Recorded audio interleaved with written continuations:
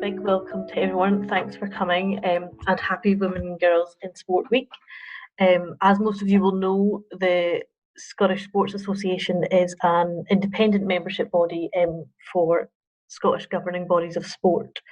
And one of the SSA's aims over recent years has been the On Board for Sport programme, which is designed to connect individuals that may want to join a sports board with vacancies, focusing on linking those skills and directors together, and in particular enhancing the diversity of sport on boards. Today's event with the Cabinet Secretary for Finance follows a successful event last year, which was done with the Minister of Sport, and the feedback from that event certainly showed that many attendees were inspired and felt more confident to think about joining a sports board. So I would hope we would have the same effect today. I'm very pleased to be joined by so many individuals today from across our partnership networks, including Scottish Government, the Professional Bodies Forum, the ICAEW, We Do Scotland, and many more. There are 900,000 members of one of Scotland's 13,000 sports clubs, and over 200,000 adults volunteer in sport in Scotland. Research has shown how beneficial volunteering is to our mental and physical health, and has a huge contribution to the wellbeing economy. So with all of those matters in mind, we are delighted to be joined by the Cabinet Secretary for Finance, Kate Forbes, MSP, especially at such a busy time today. And on behalf of the SSA, we would like to extend our thanks to the Scottish Government for the support that they give to the SSA, and in particular, their willingness and assistance with the On Board for Sport programme. Just in terms of a couple of housekeeping matters before we get started today, there's a slight change in the agenda. Unfortunately, due to personal circumstances, Sue Beat is not able to join us today. So I will share some of my board journey with you after we've heard from the other panel members. Thanks to those of you who have submitted questions in advance. And if you would still like to ask a question, please use the question and answer function on your screen, and participants can also vote for questions they'd most like to hear, so please get voting. We will then unmute you all by the miracles of the SSA staff who are doing all the technology in the background, and you can ask your question. We'd also invite you to respond to a couple of polls that we've got running in the background. I think they're starting probably just now and then at the end. We really appreciate if you could respond to those to help inform the event and future work. Oh, one has just popped up on my screen out there. I'll minimise that. So yeah, that'll help in us develop some future events that might be relevant. And just a quick reminder that we are recording today's event. So without further ado, I would move on to the Cabinet Secretary for Finance and ask her to make her opening remarks. Well, thanks so much, Gillian, and I'm absolutely delighted to be joining you today to take part on the On Board for Sport programme during Scottish Women and Girls in Sport Week 2020.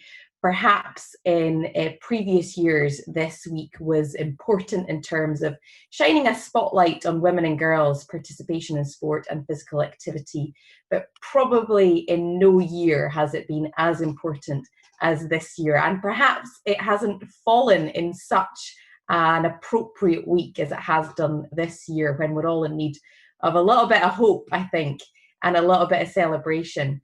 And this year in particular, I know we're celebrating how women and girls across Scotland have been keeping active and developing new active habits and staying connected with others to cope during the pandemic. I too have been engaging in a number of new activities, but I hasten to add that I was starting from a very low base.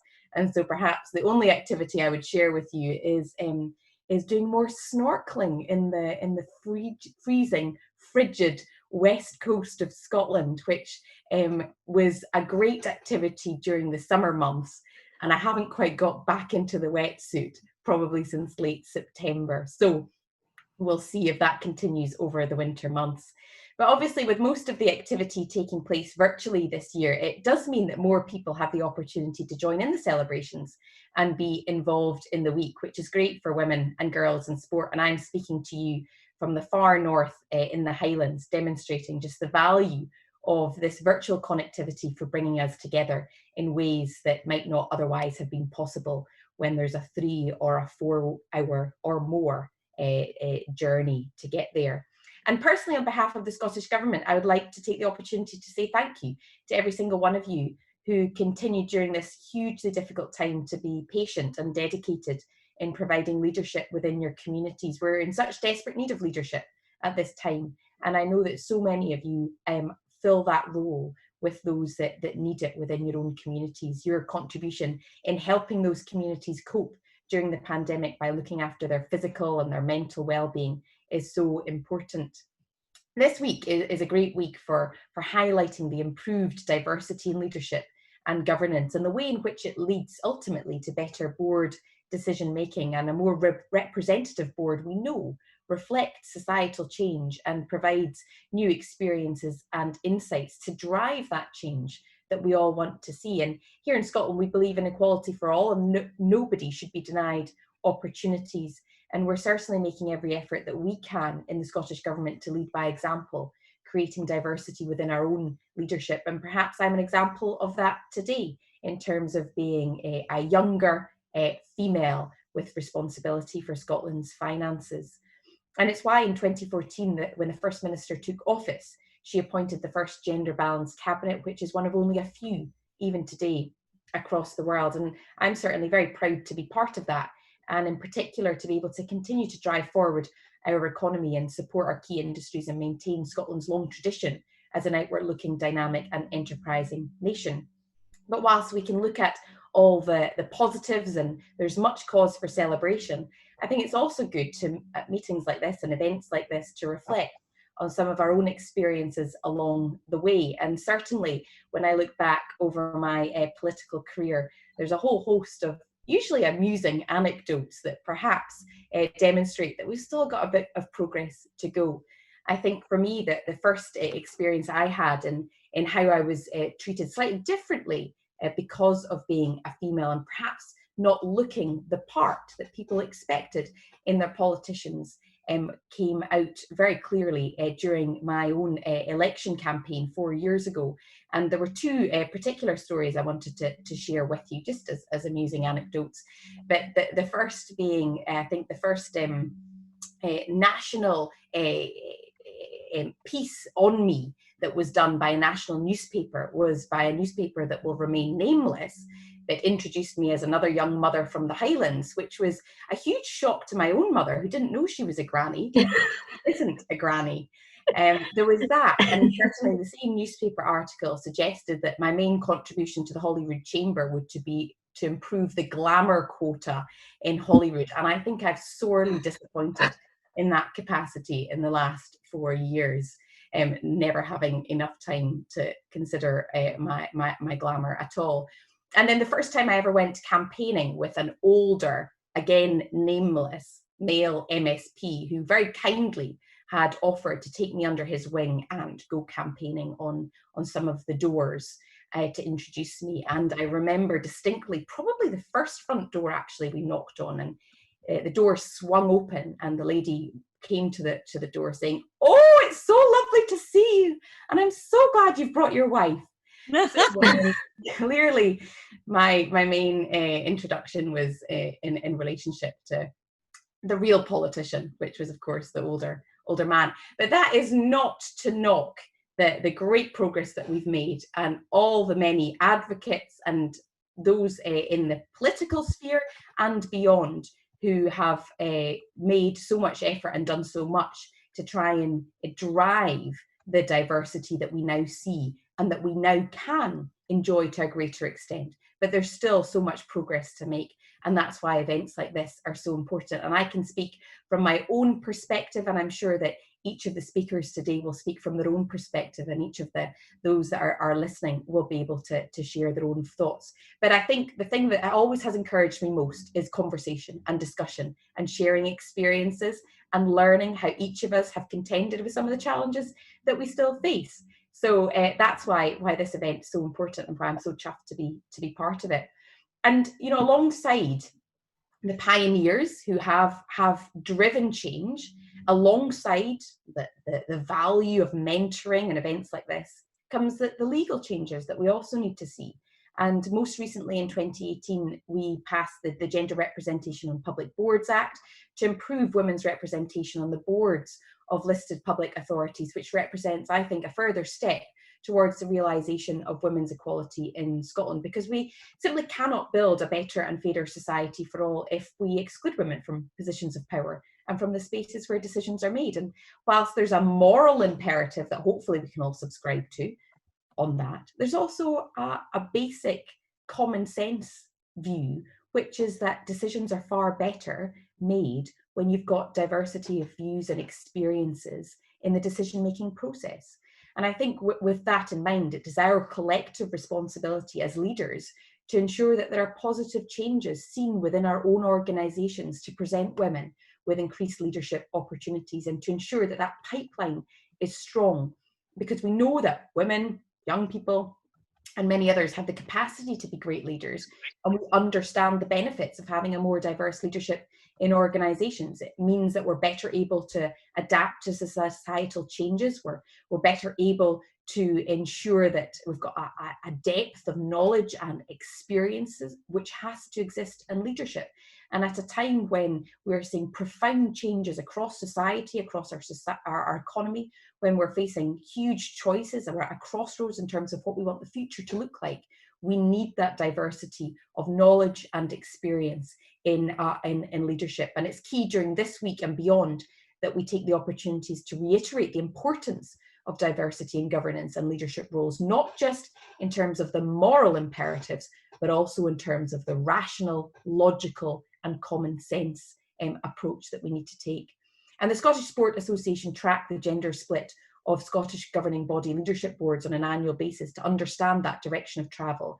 And there are clearly positive trends in terms of more balanced male and female representatives on SGB. And recent figures show that every Scottish governing body leadership board has at least one male and one female member. That was first achieved in 2019, and it's continued in 2020.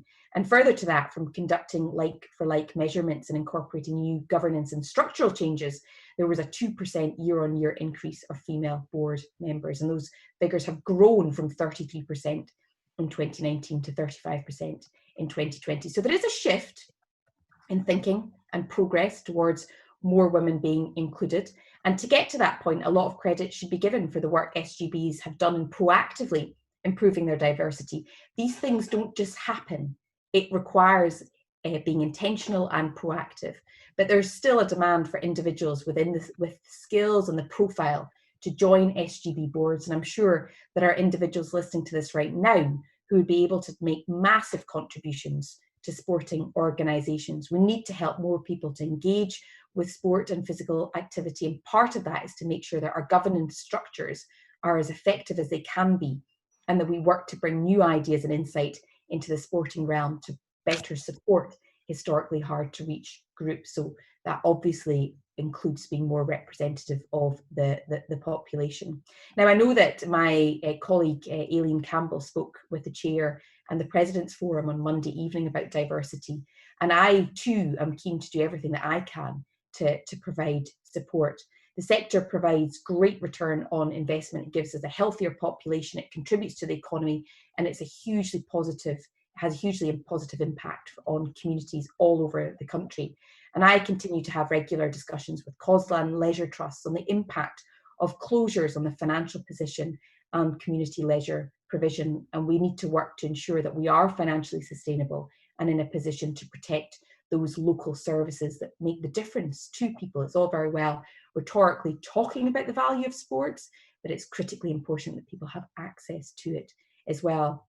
So I feel I've spoken for long enough, and I'm looking forward to hearing from current board members, Sue Beat from Bowls Scotland and Eleanor Cannon from Scottish Golf, to give us an insight into their own personal experiences, I'm sure with a few funny anecdotes, if you've got any as well, about your own experiences, but also your roles and how you've benefited from the involvement with the respective SGB boards. There is the real personal achievement from volunteering time and expertise to support an organisation doing important work, and there are great opportunities for professional and skills development, plus the developing professional relationships and the opportunity to meet fantastic networks from other sectors. And for employers, encouraging your staff to consider opportunities like this helps their development, and importantly shows that you're invested in your people and your community. The On Board for Sport programme is an example of the business sector and the voluntary sector working together to the mutual benefit of all. And if there's anything that's going to get us out of this pandemic, out of the huge social impacts and economic impacts, it's that working together. It is a cliche, but it is so key. It's key to responding to the pandemic, and it will be the key to getting us out of it as well, to provide and create those opportunities to tackle the challenges that we see. And we're only going to do it effectively if we do it with diversity in mind. So I will stop there because I think I've spoken for long enough, but thanks so much for allowing me to come and speak to you, and I look forward to listening to the rest of the morning. Thank you. Thanks, Kate, very much. Yeah, I'm sure we all do have a variety of anecdotes that are unfortunately not dissimilar to yourself in terms of some of the things that have happened over the years. I will now hand over to panellist Eleanor Cannon, who is going to discuss some of her experiences. Eleanor is the founder and senior partner of executive coaching practice, the Rubicon Partnership, and has been the non-executive chair of Scottish Golf since 2015. Thanks, Eleanor. Okay, hi there everybody, and thank you so much for the invitation to join you this morning. I know that we don't have much time today, and I don't want to bore you too much with my story, but a very quick summary of my background is that I was very much a corporate woman. I worked in 3 big PLCs, M&S, Tesco and Scottish Newcastle, at a time when they were profoundly male dominated. And principally, I had a belief that no organisation could be as commercially effective as it's possible to be without a balance and a contribution from across society. And I passionately believed that. And through a period of 20 years, I ended up in large people transformational jobs, which were all about encouraging everybody across the organisation to make as big a contribution as they were capable of. My one valve, my release valve, if you like, through all of that was playing golf. I've played golf since I was a little girl. My parents, my family, my brother, we were all passionate golfers. And it was the one time where I chose to be completely anonymous and just hit this little white ball around. I think I was a member of 9 clubs. However, what happened was that the ladies and gents game had to come together. It was a moment in time. It was a very male-dominated sport back then, and it still is. And commercially, they needed to come together. And I was approached with a view to whether or not I'd be interested in taking this role. My answer was a profound no, because golf was what I did to relax. I was inspired by a couple of funny stories at this point when me and a buying director from Tesco turned up to play in a corporate day down in Birmingham, and the gentleman on the first tee turned and said, if I'd known I was playing a couple of birds, I'd have brought my ironing. We beat them on the 14th green. They were so embarrassed they didn't stay for lunch. My other not so funny motivation, if you like, other than all of that going on in the background in male-dominated industries, was the fact that as I was saying, no, I don't want to be considered, no. I had done these big jobs. I'd set up my own business. And I had done a number, I think I'd done 8 trusteeships, but really golf was my secret place. But as I was playing at the club that I joined back up in Scotland, what I was hearing was men saying to me, I was really lucky, Eleanor, my wife didn't have to work. And this really, really horrified me. And so I did my research. Only 13% of golf club members in Scotland are female. And the 3 things that I knew was, one, I had the experience to bring the men and women's game together. And I also had the experience to face up to all the bigotry that I would face as a result of a female leading the charge, if you like. I also had an unbelievable, immovable, unconquerable passion for the game, and I will take anybody on that tells me they care more about it than I do, and I knew that that would drive me. So in the end I said, okay, I'll do it. And we brought a brilliant board together, and we had a dream, and the dream was to leave the game in a better place than we found it. We were in internal decline, losing 5,000 members a year over a period of 20 years. And we knew the answer was a digital platform. And so we set about achieving that. It has been one of the most uplifting, rewarding experiences of my career, simply because we were all hugely motivated by the results that we were seeing coming through, the changes in behaviour, and the awesome success that we were experiencing in terms of developing, finding the right people to develop this platform so that we could once again grow the game. And sure, there have been huge detractors, if you like. There's been the usual guff that follows a female in a big leadership role. But the bottom line was nobody ever took us on our strategy. Everybody was always very supportive and believing in what we were doing. And that's what has fueled me through the really tough times of turning the Scotsman over and seeing yet another picture that they've found and 4 more stories about me, which are always great. But never, ever, ever about our strategy or capability. So I'm coming to the end of my term, and Kim said to me, come on and talk about your experience. And it's not about me, it's about the future. And what I can tell you through the work that I do is that this world has changed. 2020 has brought a whole new culture right across the world at a time when 81% of the world's working population have been quarantined.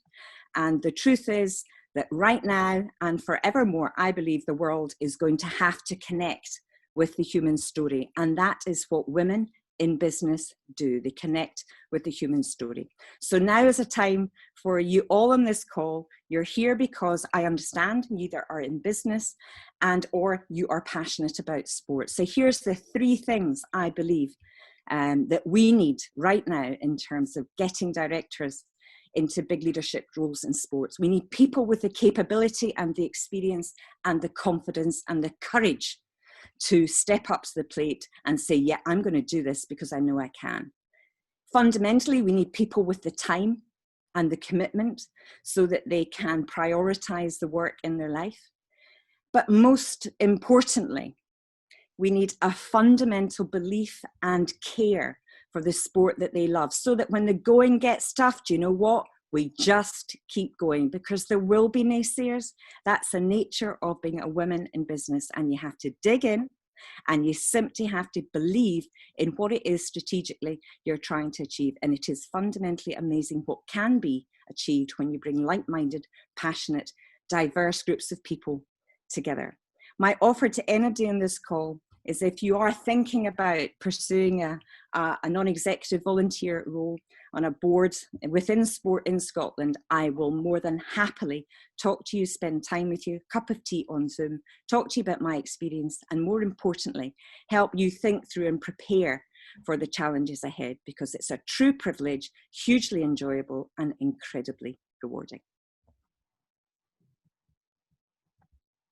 Thanks very much, Eleanor. So as I said, unfortunately, Sue is unable to join us today.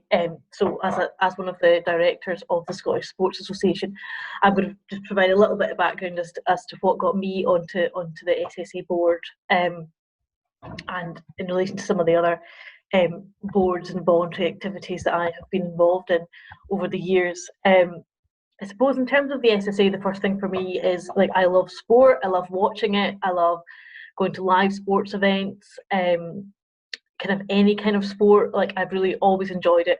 As a teenager, I was a competitive Highland dancer, and did that into my early 20s, until a back injury kind of made me give up at that point. And I think that was always something that I wanted to continue to have in my life. It gave me so much as a young girl growing up. I think there's so much struggles these days, and I think it's worse now for girls than it even was when I was growing up, in terms of, like, engaging in physical activity and how that can make such a difference to someone's life. But at the same time, it can also be where some of the most horrendous sexism and misogyny in schools, which just is a horrendous experience. And I think that to really engage in sport and get something out of that, not only can you break some of those barriers down, but also it can give you a focus as a young person that sometimes you just otherwise wouldn't have. And I think that can transcend all different areas of your life. And I suppose coming from like a dancing background, I've also kind of understand the need to have both community sport and support for sports clubs on the ground, but also the importance of elite sport. And I think you have to have, for sport to be beneficial to the public at large, you need to have both of those. And I think that's something that is at the heart of the SSA's strategy, is supporting SGBs and trying to do that and finding that balance, because sometimes it's good to have obviously the elite sport, but also you need to have sport that's accessible to people. And I think, as Kate and Eleanor have both said, in the pandemic as it is, that's ever more difficult. But at the same time, I think we can use the time that we've got to try and come up with more innovative ways of engaging women and girls in sport. And I think for me, being involved in a board is, for me, it's something other than work. I'm a solicitor in my day job, and kind of always strongly been of the view that I'm not defined by my job, thank God. And also, I think just have something a bit different to do. It makes me a better person. It makes me a more rounded individual. I'm not just a lawyer. I'm a mother. I'm an activist. Got lots of different hats, and I wouldn't have it any other way. So I think for me, that's really important. And I think, and I'm sure women across all different sectors find this, but I think you can gather skills from volunteering through a board that you just simply can't get in the workplace, depending on what role you're in. As a solicitor, there's it's a very certified structure that you can move up in terms of promotion and things like that. But you rarely, unless you're at the very top, get experience of like running an organisation or managing staff or anything like that. So I think it's given me the opportunity to gather skills that I wouldn't otherwise have in the workplace, as well as being a board member with the SSA. I'm also the chair of the Glasgow Rape Crisis Centre, and that is a slightly different organisation from the SSA in that it is a service delivery organisation. So we provide services to women and girls who have been victims of sexual violence, and that running a service comes with huge responsibilities in terms of both governance and on the ground. But again, that's something that if I hadn't been involved with Rape Crisis Glasgow, that's not something that I would have ever experienced. And I think one of the things that struck me with what Eleanor said was that you do have to have the passion to stay there when it's hard, because it's hard right now. It's really hard going through an organisational development review, difficulties with funding, which I think is across the voluntary sector, struggling to get funding, and waiting lists are higher than they've ever been, unfortunately, throughout the pandemic. And all of these reasons, as well as a full-time job and doing the SSA, sometimes I am like, why am I adding this to my list of things that need to be done? But it's because I really care about the service, and it's such a crucial service that needs to be provided. So I think you're right. You need to have a passion for whatever you're on the board for. If you are thinking about going on a board, look for something that you're interested in, that you like. Will provide you with skills that you wouldn't otherwise have, give you the option to be involved in strategic decision making. And I think, as both Kate and Eleanor said, the connections that you can gather outside of the workplace through boards, are something that you just can't get anywhere else. And I think that building connections, particularly between women, is so important. And it's funny talking about anecdotes and things like that. Eleanor's anecdote about golf. I've got an ongoing campaign at my work to stop the all-male golf trips, which is where the partners take the men of our clients golfing, which drives me crazy. And every time I hear about this golf trip, I'm like, oh, are you going on your all-male golf trip again? Or they take the male clients to football and such like. So you can imagine it's not without its challenges. And I think women always hold ourselves back in terms of our experiences. We always think now is not the time. But I think it's natural to feel like that. I mean, let's not forget the world was built by men for men. So it's not surprising that it can feel difficult to fit into that. But women bring a really unique perspective to a board. You will raise things and bring up things just by virtue of your own experience that other people wouldn't raise. I mean, Kim will probably attest to this. I regularly feel like I'm talking at a total tangent to other people on the board. in terms of the way that I view things. But I think that that is as important because, you know, the more experience I get, I've not got some unique perspective that only I would think. If I'm thinking it, there will be other people thinking it. It's just based on what experience that you can bring to the role. And, you know, as Kate said, decisions are made so much better when they're made with a diverse range of people in the room, of different sexes, different ages, different backgrounds. Those things, you know, make a huge difference to the running of an organisation. So I think if anyone on the call today, and I hope there's lots of you, are thinking about running or standing to start a board, I would just encourage you to go for it. You don't need to be the finished article. You know, there's things that you can be trained on, governance, those types of things. You know, we can provide training for that kind of thing. That's not. I think a lot of women think, oh, I'm not qualified. I've not done any strategic goals before. That's generally not what most boards are looking for. Most boards are looking for passion for the subject, and your own experience, what you can bring to the board. You get a lot out of it, and I would just, you know, similar to Eleanor, if there's any help that I can provide any women who, you know, are looking to join a board, I'll be more than happy to do that, because you get so much out of it, and also it's an opportunity to give back if it's something that you've been involved in before. So that's kind of where I'm at with my story at the moment, and I think we'll now move to questions. I think we're still on time, yes. So I think, Eleanor, you had a question that you were going to ask? I do. Kate, on this call you have people who are clearly committed to sport and to business, hence them finding the time to be on the call today. We are in extraordinary times. What can we all do right here, right now, to better support what's happening in the country, and in particular the volunteer sector, which is under so much pressure right now? What can we do from a practical perspective from today? Thanks very much. And I think that was directed at me, although I feel like it's an appropriate one for all the panelists. I think there's a few things. The first is that we need to make it easier to work in unusual ways. So in the last few months, what we've seen is unconventional ways of working. You think from getting supply chains of PPE into our hospitals, we used new ways of doing procurement.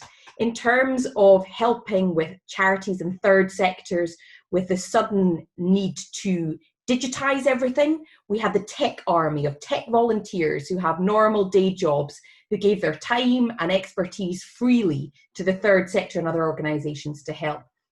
And I think the more that we're doing sort of informal, casual working across sectors, the better. We all know where some of the challenges are, and rather than waiting for permission to help, either get in touch with me if you see obvious solutions that we're not doing, and if we can, from a government perspective, facilitate that cross-sector working, then I absolutely will. So I think the first thing is recognising, and I'm going to use that cliche again, we're all in it together. Government cannot do economic recovery on its own, because government can't respond to the pandemic on its own, and the huge societal impacts, social impacts, and economic impacts that are having. So the first thing is, let's look for unusual alliances, unlikely partnerships, strange collaborations to try and get this country out of it, would be the first point. And where you see hurdles or restrictions to doing that, let's get rid of them. The second thing, though, is that in Scotland, we have such a wealth of talent. We've got people working in businesses, we've got sports, men and women, we've got people working in the third sector that have great ideas. And I think too, often maybe government's got an important role with leadership, but think about solutions. So I was meeting with a business person yesterday who had just off the cuff, he's got a very, very successful tech business, was suggesting better ways of doing the sort of test and trace, test and protect. And they were just brilliant ideas. Now you may think we should have thought about that already, but actually there's somebody who's a globally renowned leader and has got great ideas. Let's take in that talent. The third thing I would say, because there's quite a few different answers to that, is acknowledging who is most impacted here. So there are some of us who have jobs that are paying us a daily wage. We've got a house over our heads. We've got warmth and we've got food, and it's been tough. But what's been tough is we can't see our friends and family and we can't go out for dinner. And that's tough, huge sacrifices.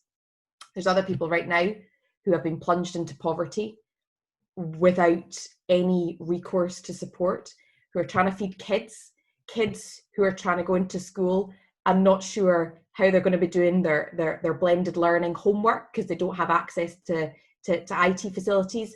You know, Gillian talked about Rape Crisis Scotland. We're seeing the demand for universal credit go through the roof. So understanding the gendered impact of the pandemic on women and young people in particular, and doing everything that we can to help and provide that support. There is a mental health crisis right now whose legacy will be far reaching.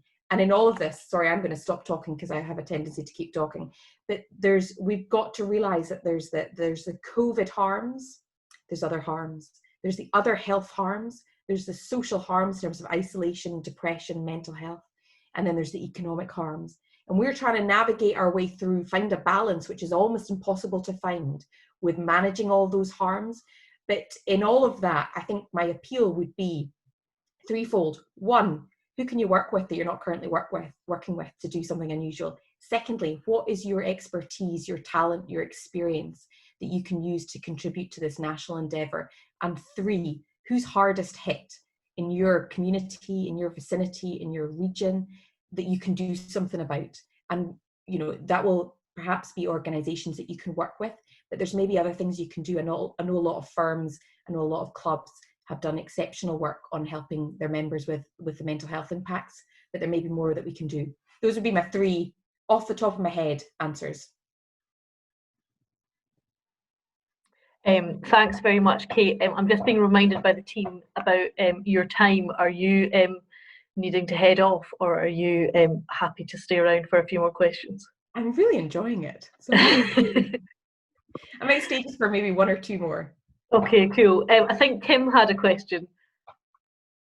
Just to come in briefly as well there, Gillian. So hi folks, my day job is the Chief Executive of the Scottish Sports Association, so vested interest I accept, but I'm stepping in a little bit for Sue being on the panel today. In my volunteering capacity, I'm the Vice Chair of an organisation called a COSVO, which is the Association of Chief Officers of Scottish Voluntary Organisations. I won't share my case study anecdotes, but my first board appointment was to the Sport Scotland board as a public appointment at the age of 22, so I can probably share some similar ones to the ones that Kate talked about. I fear I was a youth policy was something that was very often thrown my way, but I think what Kate's talked about is so important. It's that opportunity for people to work together, and as you say, they very much are all in it together. I think a really good example of that is the work that the Scottish Government themselves have done over the last few years. So Scottish Government have changed their own volunteering policy as an employer. So all staff now get more days to volunteer than they've ever had before. And I think that's something that business can really think about differently. So building on exactly what Kate, Eleanor and Gillian have all talked about the skills that people develop, but I think the additional motivation that staff get in that extra flexibility and that confidence, exactly those things that you outlined, Eleanor, that's what we all get out of volunteering. So I think that my question would be, and my opportunity would be for employers to look differently at what they can do. So, you know, do you provide time for your staff to volunteer? Do you encourage them to do it? Is that something you discuss when you have your annual appraisal system? When you're talking about CPD, do you look at volunteering as a way for staff to get extra expertise? So like Kate was saying, let's think innovatively. It's harder to go on courses these days. We're all a little bit zoomed out maybe of being on calls all the time. Well, actually think about what your staff might get from volunteering in terms of skills. But the one thing I would always say, and I've been on the COSVO board for the last 4 years, is, and volunteering certainly many times before that, you will get so much more than you can ever give.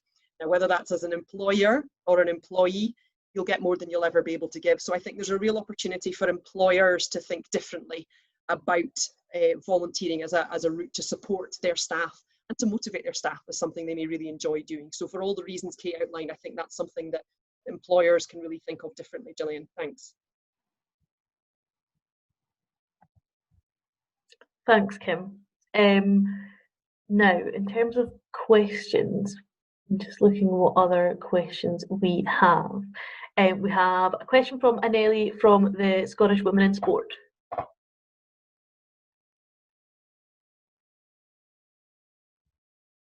I think she's still muted. Oh.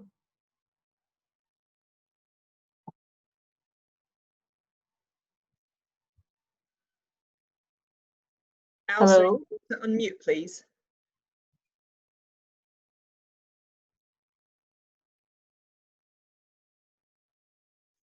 The wonders of technology. Can you maybe read out the question then, Gillian, if we can? So this was Annelie's question. Is that all right?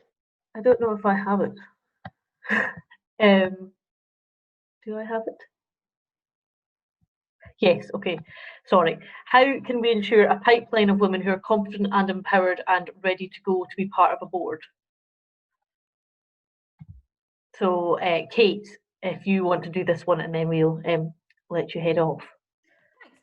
This is the most important question of them all, because if you don't have that pipeline, it just makes it more difficult to have that senior leadership. It's not impossible, but it's absolutely essential to have the pipeline. And my personal view is it's not the number of women that are coming into various organizations, it's what happens after they come in, and in terms of scaling the heights.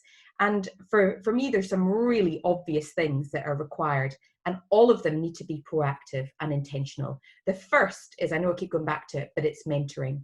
It's I can say, you know, and I realize I'm in the presence of others that probably have a lot more experience and a lot more better informed views on this. But I look at my relatively short career and see time and time again that it was people that came alongside me to help me, to give me the confidence, to give me the guidance, to believe in me, and to help me pragmatically and constructively and in tangible ways that made all the difference. And I was a chartered accountant, worked in a bank before being in politics. And in that sphere and in this sphere, it's been the same. People saying, you know, what are the tools you need? How can we help you be better?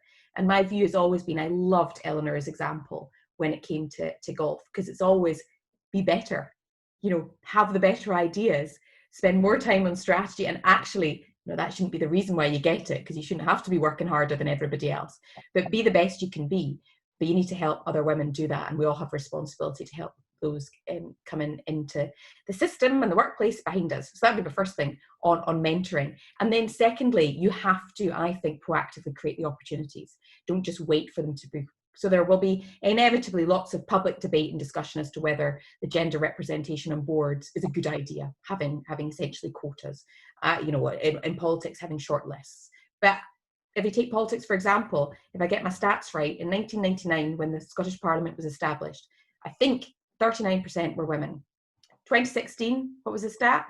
You know, after 20 years of progress, 34%. So I ask the question, if it hasn't worked naturally, as it were, over those years, then we need to do something intentional and proactive to create those spaces for women. So I think the two things I would say is, one, mentoring, building women up, bringing them with you, and then secondly, creating the opportunity. And to not make it personal, but if I think back to the beginning of this year, it's a bit of a risk for Nicola Sturgeon to make the finance secretary a 29-year-old woman, I would say. I mean, there's not many women, you know, in that sphere necessarily. There's a bit of a risk there, but she did that intentionally, and I think it's quite brave. Don't quote me on that. Don't make that the front pages tomorrow. But there's an element where you have to intentionally create the opportunities, and not just say, actually, too young, not enough experience, and doesn't look the part. Yeah, thanks very much, Kate. I think we've all been very inspired by what you've got to say today, and it's so good to have a young woman in such a senior position. So on behalf of the SSA and all the attendees today, I'd like to thank you very much for your attendance. We know you're obviously very busy, and it was great to hear from you and just make that important connection between the business needs and the voluntary sector. So thanks very much. Thank you so much. Thank you.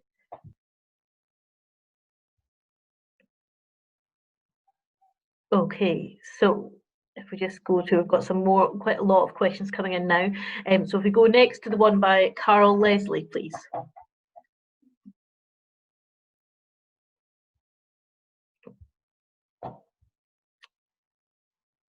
Can she be unmuted?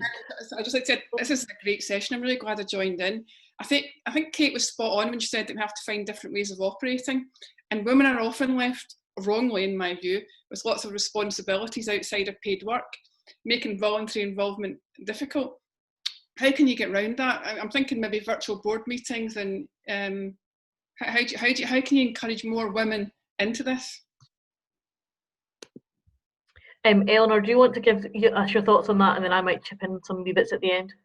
Yeah, sure. I mean, I think, as I said earlier, the world has fundamentally changed, and so much more is being achieved through the experience of the last 8 months, through the use of teleconferencing. So I think you're absolutely spot on.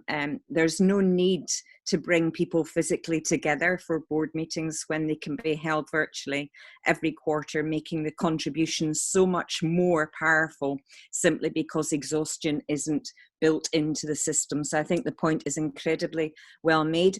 I think I would go back to the point that I made earlier. It's really, really important when you join a board, or if you want to be part of a board, that you adopt a kind of less is more philosophy, and you don't take on too much.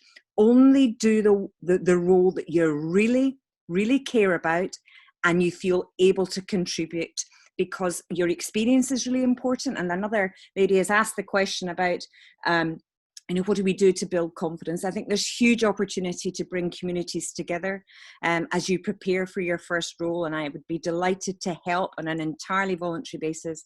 I've had an extraordinary experience at Scottish Golf, and I'm very happy to share that with whoever thinks it would be of help. But the most important thing is that you choose selectively what you do something that you know you've got the experience in, and you do something that you're deeply passionate about, and I promise you, if you select carefully, you will make a massive contribution. And right now, Scottish sport needs you to step up.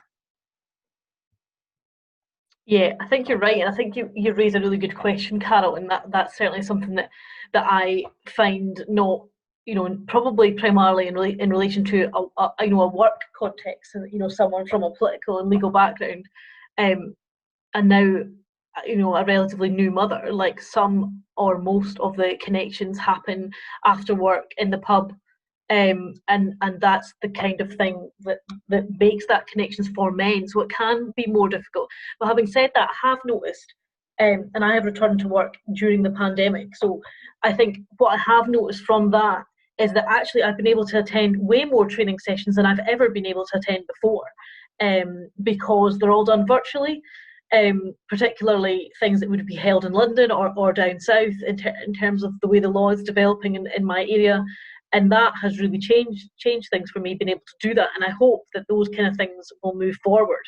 And in terms of board meetings, certainly I remember doing a talk about board meetings before, and I remember saying the one thing that I really struggled with was the 5:30 board meeting on a Monday. And of course that was the SSA board meeting on a Monday, because frankly on a Monday the last thing you want to do is drive from Glasgow to Edinburgh for a board meeting and then sit there for 3 hours and then drive back.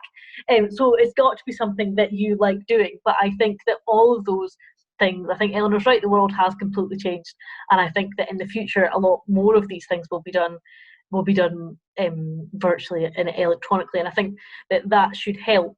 But I think also creating networks and safe spaces for women to empower each other and move forward is also important, because I think that it can be difficult to find the time in amongst all your other busy lives to do something like that. And I think that's probably something that we're all responsible for, because fundamentally that is about changing society, and that the double care burden should not always be landed on the women, which sadly is predominantly still the case. So I think there are a variety of things we can do to make it more accessible, but I think that the employers and organisations need to have that at their forefront and think about how they will do these things. Moving on to the next question, we have a question from Hannah Davison. Yeah, hi. Thanks so much for sharing your stories. It was so inspirational to hear. I was just wondering what advice you would give to any young female who might feel a bit inexperienced and therefore not fully confident in putting in an application to be on the sports board. Eleanor, I'll come to you first. Oh, I think Eleanor's still muted. Oh, There you go. Okay. Sorry. So don't worry. It's just the way that these things work. What a great question. I think it is important that when you choose to put yourself forward for a board that you do feel confident. And so often within business life, women do discount themselves and often do not put themselves forward because they don't feel quite good enough.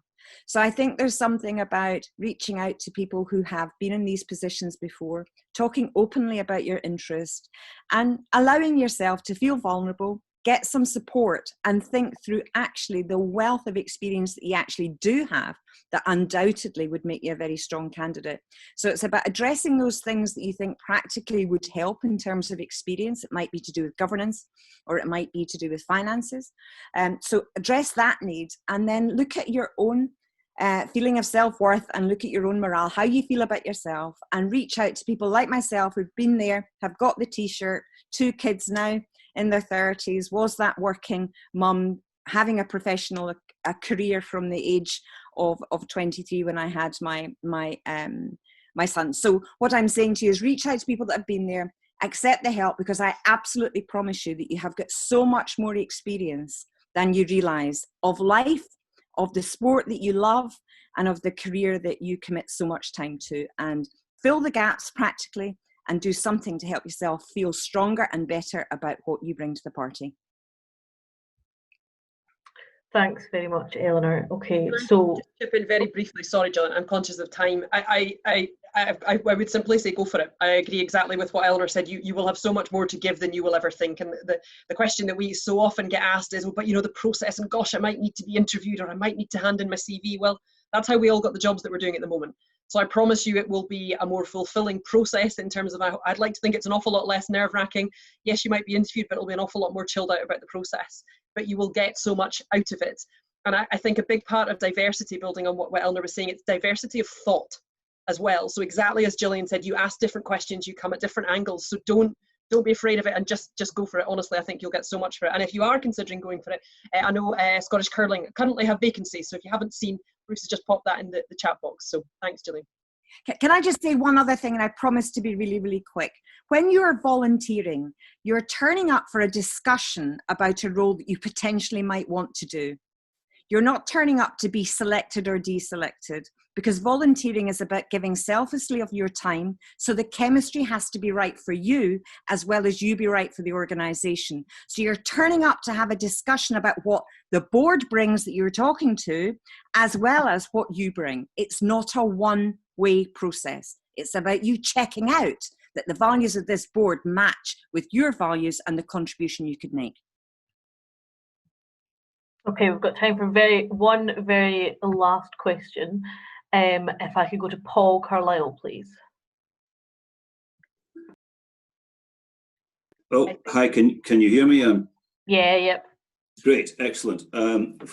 Firstly, can I congratulate the panel on an excellent session?